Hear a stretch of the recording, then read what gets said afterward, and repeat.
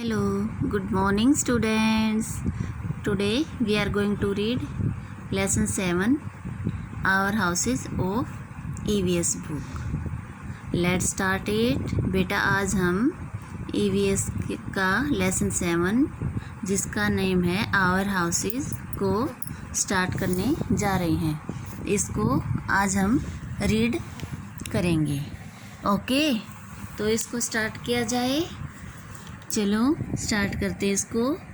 Open your books with me. आप भी मेरे साथ साथ अपनी बुक खोलिए ताकि आपको बाद में परेशानी ना हो और अच्छे से समझ आ जाए. तो page number 30 lesson number 7 our houses. Let's start it.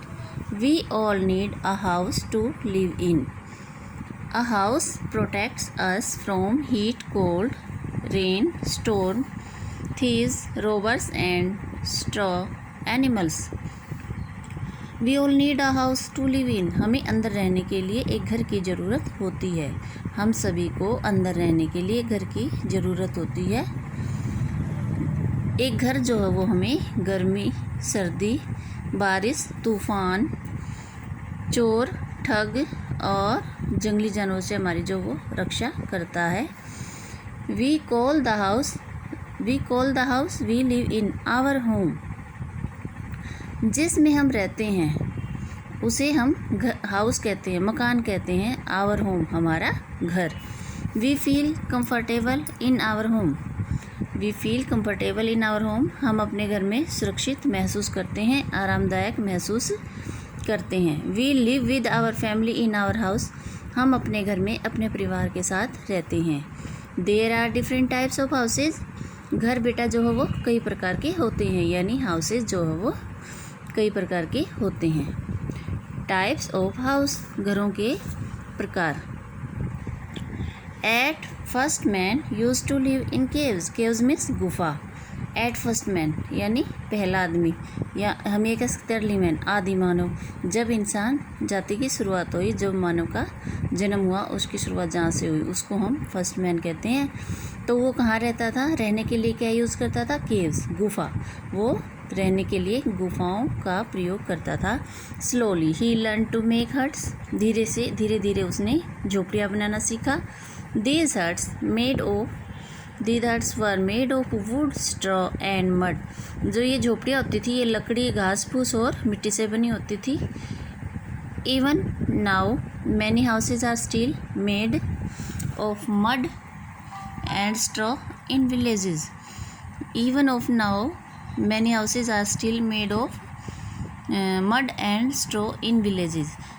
गांव में आजकल भी गांव में जो है बहुत सारे घर हमें घास फूस, मिट्टी और लकड़ी के बने हुए मिल जाते हैं. अभी भी हैं वहाँ पर, वो तो आपको देखने को मिल जाएंगे. Such kinds of houses are called kutcha houses. इस प्रकार के जो हाउस होते हैं, यानी किस प्रकार के? जो हाउस लकड़ी, घास फूस और मिट्टी से बने होते हैं, इस प्रकार के घरों को कच्चे घर के नाम से हम पुकारते हैं. यानी इस प्रकार के घरों को कच्चे घर कहा जाता है. They are not very strong. ये बहुत मजबूत नहीं होते. स्ट्रॉन्ग मीन्स मजबूत. We see many types of houses around us. हम अपने चारों ओर कई प्रकार के घरों को देख सकते हैं या देखते हैं. इन सिटीज़, शहरों में, most of the houses are made of bricks means ईंट and cement. Most of the houses in cities, शहरों में ज़्यादातर घर जो हो ईंटों और सीमेंट से बने होते हैं. दे आर कॉल्ड पक्का हाउसेज. ये पक्के घर कहलाते हैं. नेक्स्ट, पक्का हाउसेज आर स्ट्रॉन्गर देन कच्चा हाउसेज. पक्के हाउस जो है यानी पक्के घर जो वो है कच्चे घरों की अपेक्षा मजबूत होते हैं. Some temporary houses are made by people for particular purposes. Caravans, tent, house boat, igloo are some temporary houses. Some temporary houses are made by people. कुछ लोगों के द्वारा जो वो टेम्परेरी हाउसेज बनाए जाते हैं. टेम्परेरी हाउस ऐसे होते हैं बेटा जो स्थायी नहीं होते, यानी वो उन्हें हम एक जगह से दूसरी जगह उनको ज़रूरत पड़ने पर हम चेंज कर सकते हैं. ठीक है, लोगों द्वारा कुछ टेम्परेरी हाउस भी बनाए जाते हैं पर्टिकुलर पर्पस, किसी विशेष कारण से, जैसे कहीं पर पिकनिक के लिए गए हैं या कोई कैंप लगा हुआ है ना, तो या कोई ऐसी जगह है जैसे में पानी में रहना पड़ जाए, तो आगे आपको बताया जाएगा उसके बारे में। ये कौन कौन से घर होते हैं टेम्परेरी हाउस, कारवां, टेंट, हाउस बोट, इग्लू, ये कुछ टेम्परेरी हाउस के नेम हैं। देखो यहाँ पर दिखाए गए हैं कि ये कारवां है, ये विल्स होते हैं, हाउस बोट है, बोट का तो आपको पता है ये किश्ती के ऊपर घर बना हुआ है, इसके अंदर ही इग्लू, ऐसा कुछ इस तरह का इग्लू, इस तरह का हाउस होता है, ये जो है वो स्नो से, बर्फ़ से बना होता है।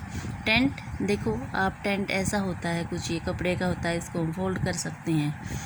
Next, a caravan is a type of movable house.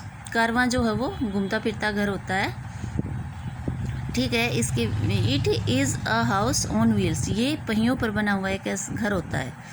The बंजाराज live in कारवैन्स, Banjara जाति के जो लोग होते हैं वो कारवां में ही रहते हैं, क्योंकि वो घुमंतु होते हैं बेटा, एक तरह से घुमंतु जाति भी इनको कहा जाता है। ये एक जगह पर नहीं रहते, इससे परमानेंट ये घूमते रहते हैं, आज यहाँ पर है कल वहाँ पर है, थोड़े समय के लिए एक जगह रुकते हैं, तो ये अपना ऐसा कारवां बना के रखते हैं घर, इसमें इनका ज़रूरत का सारा सामान होता है। और ये जब दूसरी जगह पर जाते हैं तो इसके आगे अपने बैल या और कोई बैल वगैरह को जोड़ के इसको और कहीं ले जाते हैं, जहाँ ज़रूरत पड़ती फिर वहीं खड़ा करके वहीं रहने लग जाते हैं, और फिर वहाँ से जहाँ जाना होता है वहाँ पर चल देते हैं। A house boat is a house in A boat, house boat वाला जो घर होता है वो एक बोट के अंदर ही होता है, यानी नाव के अंदर घर बना होता है, बड़ी सी नाव होती है और उसके अंदर या ऊपर कह लो आप, एक घर बना होता है। We call find house boats in the Dal lake of Kashmir, Kashmir की डल लेक में आपको ऐसे घर देखने को मिलेंगे, कैसे, हाउस बोट के। Next, an igloo is a snow house, एक इग्लू जो है वो स्नो हाउस यानी बर्फ़ का घर होता है। Eskimos build these houses with blocks of snow और आइस, एस्किमोज जो होते हैं इन घरों को बर्फ़ के टुकड़ों को जोड़कर इन घरों को बनाते हैं, बर्फ़ के टुकड़ों से इन घरों को एस्किमोज द्वारा बनाया जाता है। A tent can be easily moved from one place to another, it is used for camping also। a tent जो है मैंने आपको समझा था, टेंट ये कुछ कपड़े से या प्लास्टिक के, पॉलीथीन हम कह सकते हैं, मोटा सा, इससे बना हुआ होता है। ये बेटा इजीली फोल्ड भी हो जाता है, इसको आप अपने बैग में डाल सकते हो, और जैसे कोई कैंप लगा है कहीं पर या कहीं पिकनिक मना रहे हो, आप बाहर घूमने के लिए गए हो, आपको एक रात या 5-6 घंटे आपको गुजारने पड़े और आपको रुकने के लिए स्थान चाहिए, तो टेंट को आप लेके जा सकते हो वहाँ पर, इसको फोल्ड करके और वहाँ पर खोलकर इसको कील वगैरह की मदद से ज़मीन में बांधकर इसको आप खड़ा कर सकते हो, स्टिक्स और कील वगैरह की मदद से। Okay, a tent can be easily moved from one place to another, tent को हम एक स्थान से दूसरे स्थान पर आसानी से लेकर जा सकते हैं। It is used for camping also, यह जो है वो कैंप वगैरह के लिए भी यूज़ किया जाता है। नेक्स्ट है हमारा, some people live in houses made of wood only, कुछ लोग जो है वो केवल लकड़ी के बने घरों में ही रहते हैं। Such kind of houses are most often seen in Japan, इस प्रकार के घर जो है वो प्राय जापान में मिलते हैं,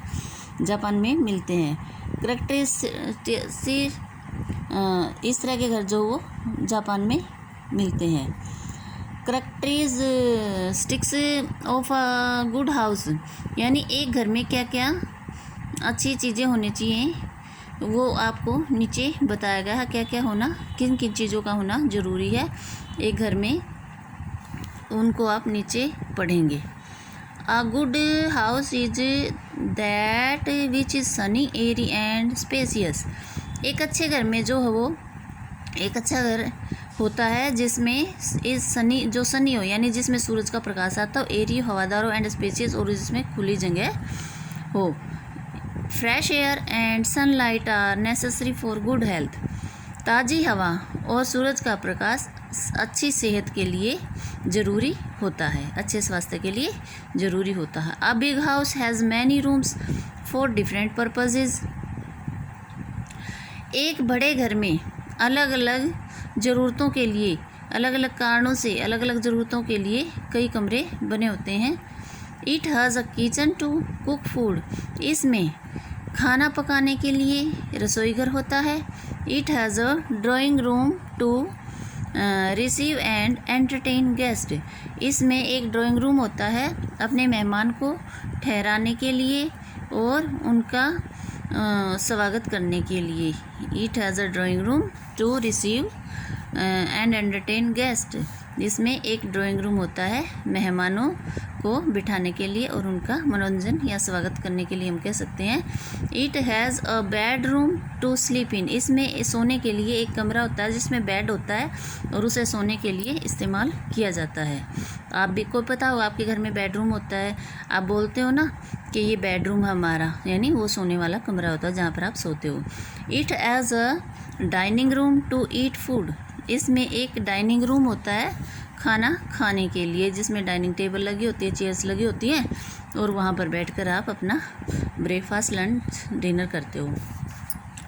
it has a study room for reading and writing, लिखने और पढ़ने के लिए इसमें एक स्टडी रूम बना होता है जहाँ पर बैठकर पढ़ाई की जा सकती है। It has a bathroom to have bath, इसमें एक बाथरूम होता है नहाने के लिए। It has a toilet also, इसमें एक टॉयलेट भी होता है। A house may be big or small, एक घर जो है वो छोटा भी हो सकता है और बड़ा भी हो सकता है, बट लेकिन it should be neat and clean, एक घर छोटा वो भी हो सकता है और बड़ा भी हो सकता है, लेकिन it should be neat and clean, लेकिन यह साफ और सुथरा होना चाहिए। ग्रीनरी मतलब हरियाली, greenery around the house make it beautiful, घर के चारों ओर की हरियाली उसे सुंदर बनाती है। किसे? घर को, यानी घर के आसपास हरियाली हो, आपने पेड़ पौधे लगा रखे हो, गमले रख रखे हो, तो इससे घर की सुंदरता बढ़ जाती है। बेटा ये लेसन आपका कंप्लीट हो गया है, लेसन नंबर 7 आवर हाउसेस। इसमें आपने घरों के बारे में पढ़ा, अलग अलग प्रकार के घरों के बारे में, है ना। तो आई होप समझ आ गया होगा आपको। तो आप इसको एक बार फिर से रीड करना और अपने पेरेंट्स की हेल्प ले लेना अगर कोई प्रॉब्लम हो, ठीक है। और मुझे भी कॉल करके आप पूछ सकते हो अगर कहीं पर आपको कोई दिक्कत आती है, कोई प्रॉब्लम आती है तो, और फिर आगे हम इसकी एक्सरसाइज स्टार्ट करेंगे। Okay, have a nice